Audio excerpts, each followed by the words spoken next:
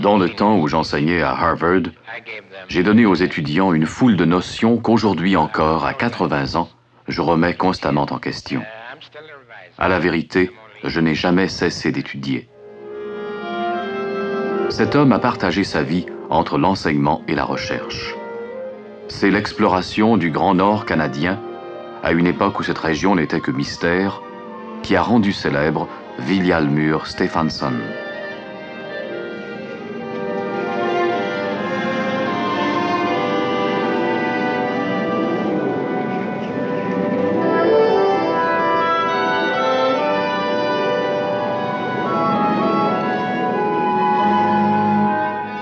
Quand Stefánsson s'aventura pour la première fois dans le Grand Nord, il franchissait une frontière considérée comme impénétrable, hérissée d'embûches et de dangers. Qu'il se soit orienté dans cette rude voie n'a rien de surprenant. Il était né pour l'aventure, ce descendant des Vikings, ce fils d'Islandais, que l'appel de l'aventure avait conduit dans l'Ouest canadien, au moment de l'Exode qui mit en marche tant d'audacieux, il y a près d'un siècle.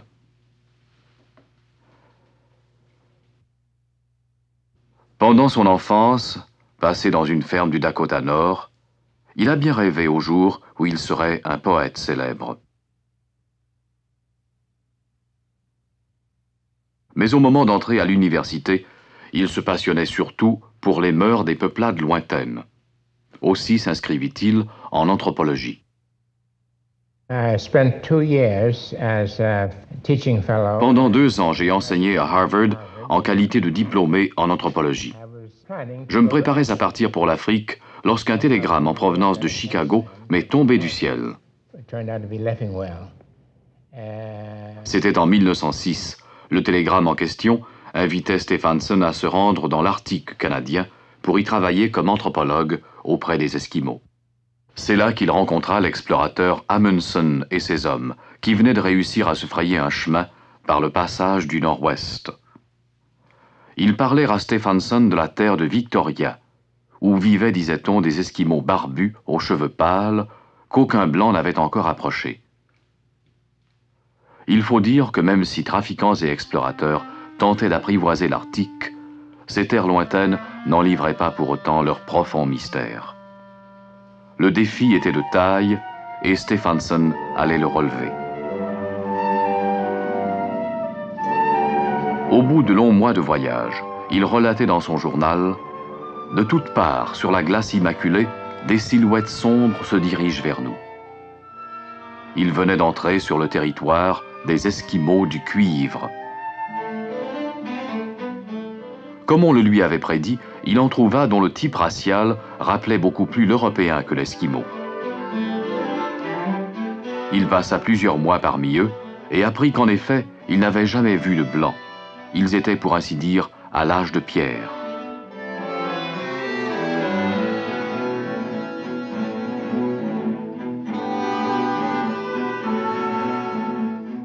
Leurs vêtements et leurs abris, des peaux de bêtes.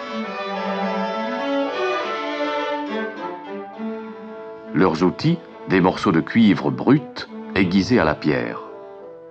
Leurs armes, des os, des pierres, des échoueries.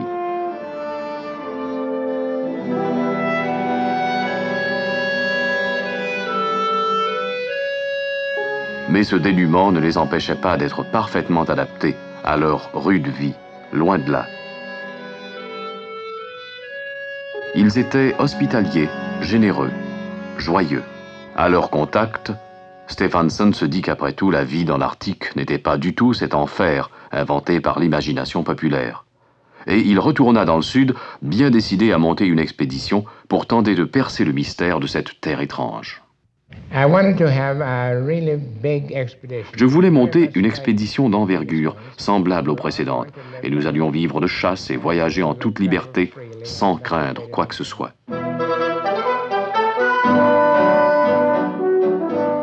À Nome, en Alaska, on affréta pour Stefánsson le baleinier Karluk.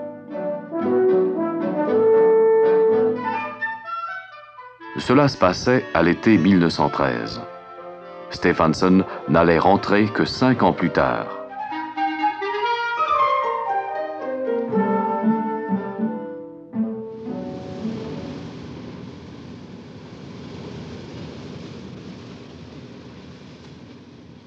C'est le gouvernement canadien qui fournit les fonds. Il était temps que le pays s'intéressât à ce territoire qu'il proclamait sien, mais dont il ignorait tout. Depuis toujours, on considérait l'Arctique comme un embarras, une barrière de glace qui empêchait tout transport.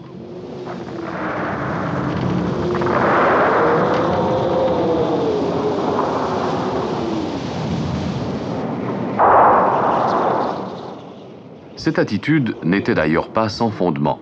Le robuste Karl Loock ne fut-il pas lui-même emprisonné dans les glaces?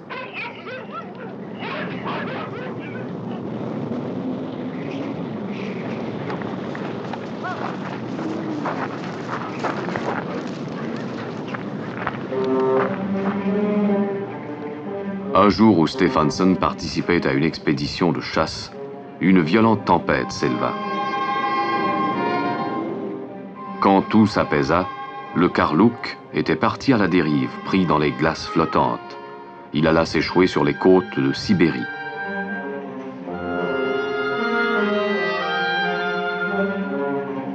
Pour tout autre que Stephenson, cet incident aurait pris figure de désastre. Mais l'explorateur avait déjà décidé de voyager et de vivre à la manière des Esquimaux. Et c'est ce qui lui permit d'apprivoiser l'Arctique.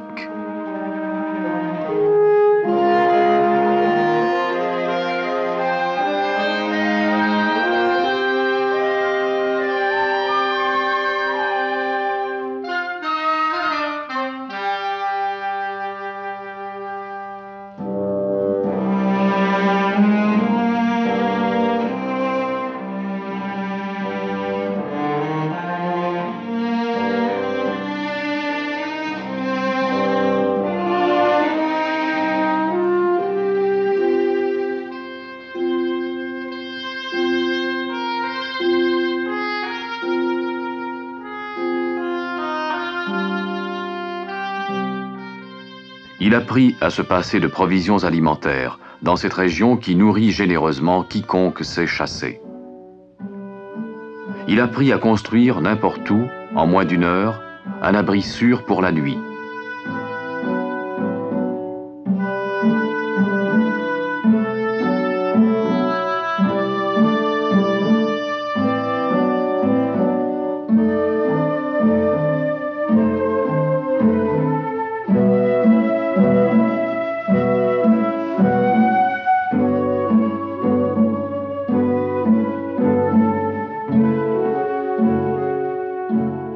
Il faut dire que Stephenson avait quelques atouts. Un fusil, par exemple, dont une seule cartouche pouvait lui rapporter une centaine de livres de viande de phoque ou d'ours polaire.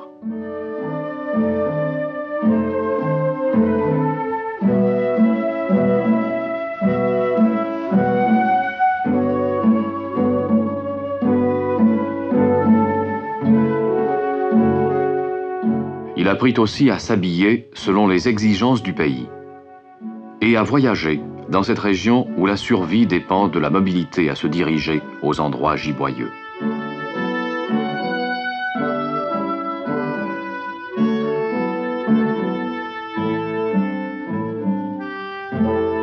Il s'adapta si merveilleusement qu'il parla bientôt d'un Arctique apprivoisé.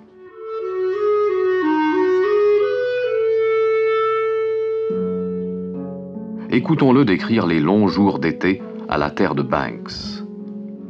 Le gibier était abondant, le paysage magnifique. À perte de vue, un sol doré où s'étale le blanc des fleurs, le vert des herbes, le brun des lichens.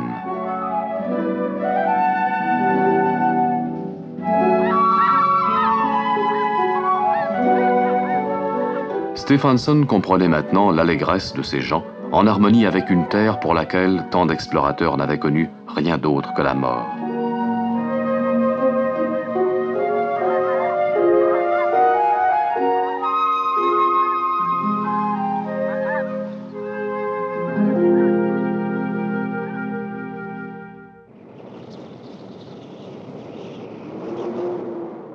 Il rivalisa d'audace avec les Esquimaux. Délaissant la terre ferme, il fit des centaines de milles avec ses hommes sur la mer de glace.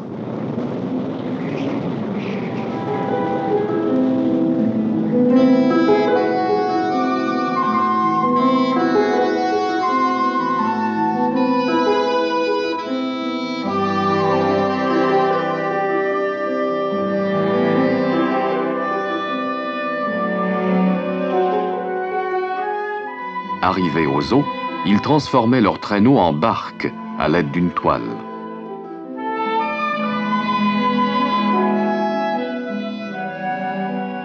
À chaque étape, ils devaient laisser leur base d'attache sans nouvelles pendant de longs mois. À 2 reprises, ils furent portés disparus.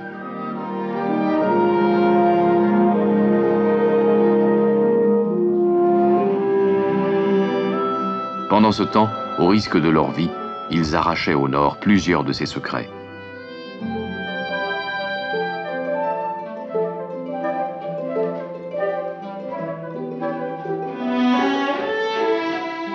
Au cours de ces expéditions, ils étudièrent les richesses de la mer et des terres arctiques.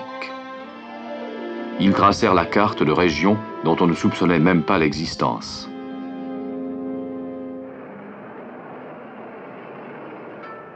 Quand Stephenson rentra chez lui, après 5 ans d'absence, il était déjà célèbre. Tout le monde voulait entendre le récit de ses aventures et de ses découvertes. L'anthropologue multiplia les conférences et se mit à écrire. Il consacra 27 ouvrages à cet Arctique qu'il avait apprivoisé.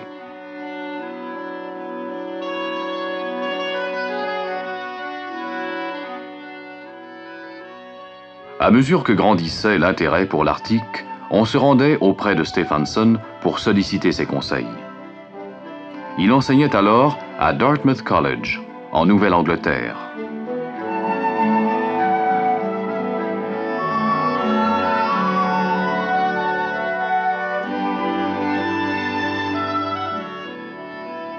Désormais, ce n'était plus le passé du Nord qui intéressait Stephenson, mais plutôt son avenir.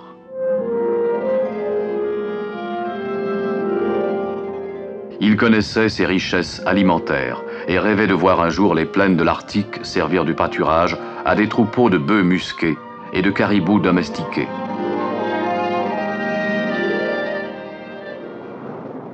Le vieux chercheur a longtemps rêvé à la portée de ses découvertes scientifiques.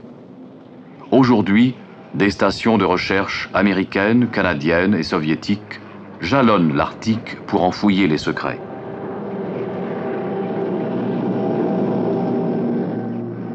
Stephenson savait bien sûr que les glaces rendraient toujours pénibles les voyages en terres arctiques.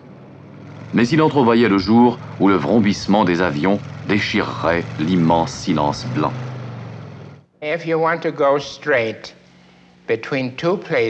Si vous voulez relier en ligne droite 2 points de l'hémisphère nord, éloignés l'un de l'autre, il vous faut passer par l'Arctique. Aujourd'hui, la plus courte route des réactés, reliant Amsterdam à Vancouver, Copenhague à Tokyo, survole la calotte polaire. Stephenson rêvait aussi à une autre victoire sur les glaces. Il y a longtemps déjà, lui et son collègue, Sir Hubert Wilkins, avaient prédit qu'un jour des sous-marins exploreraient les mers du Nord. On s'était bien payé leur tête à l'époque.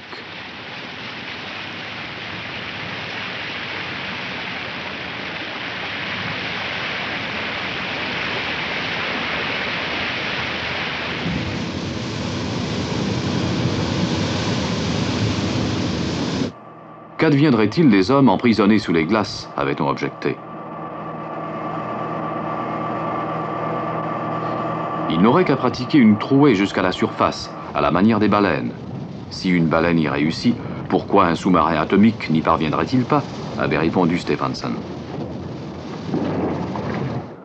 Peu de temps avant sa mort, survenue en 1962, Stephenson avait prédit la création de routes navales sous la calotte polaire, qu'emprunteraient des cargos sous-marins transportant de l'huile et du minerai extraits d'un Arctique aux multiples richesses naturelles.